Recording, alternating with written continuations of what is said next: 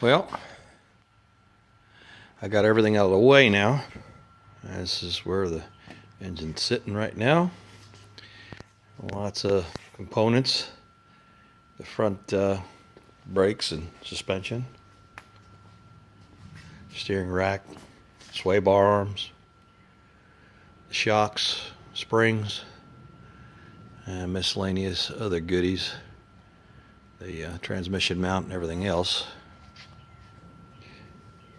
Speaking of transmission mounts, this is the transmission mount over here. Let me get on the other side.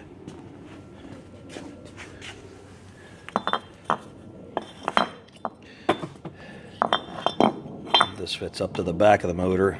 Obviously, it snapped off in the crash, but because of this rag joint and the telescopic drive shaft,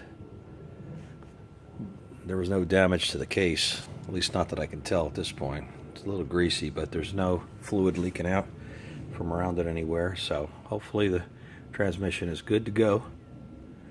We'll see in the future. Just like everything else, until you really get into it, you don't know.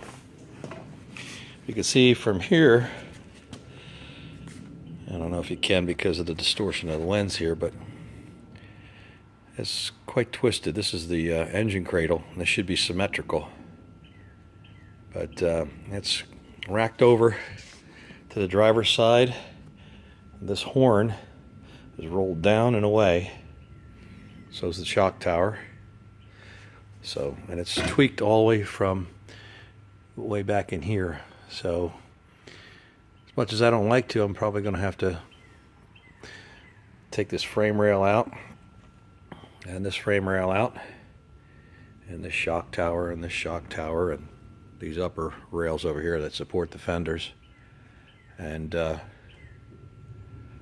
replace them with stuff off of my $600 Dodge Magnum that I got from a mechanic who had a lien against this guy for a while.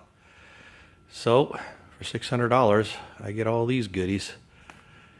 It's got a blown 2.7 in it. Looks like they started to work on it, and I guess the guy decided he didn't want to pay for the repairs. It's got over 240,000 miles on the car, so I can see why.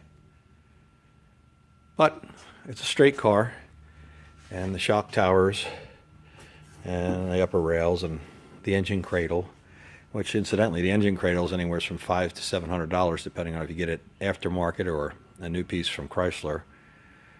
I imagine you can get one out of a junkyard for a little bit less, but yeah, it's all there. So are the frame rails, so are the shock towers, and everything else. And plus there's a reference now for my geometry as to where everything goes. It seems a shame to cut up what seems like a really nice straight car, but it's gone to a good cause. It's going to hopefully straighten out this little bit of a mess that I've got going over here. Anyway, like I said, you can see right here, it was hit so hard, and this is where, well, no, it's the wrong spot.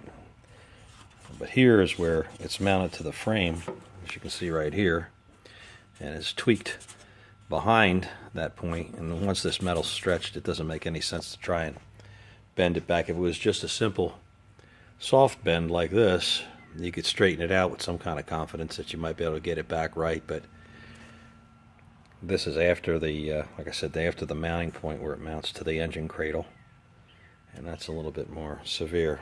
So the best thing for me to do is to try and neatly get this off by drilling out all the spot welds, which is very tedious, as anybody who's ever done this kind of thing knows.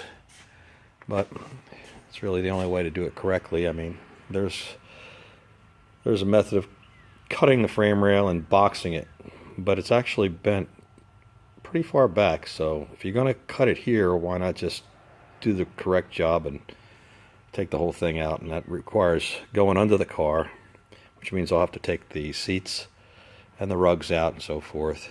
So expose the bare floor so that I can drill the spot welds out and get the frame rail hopefully detached from underneath the car.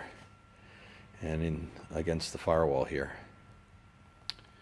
Now that's it for now. Thanks.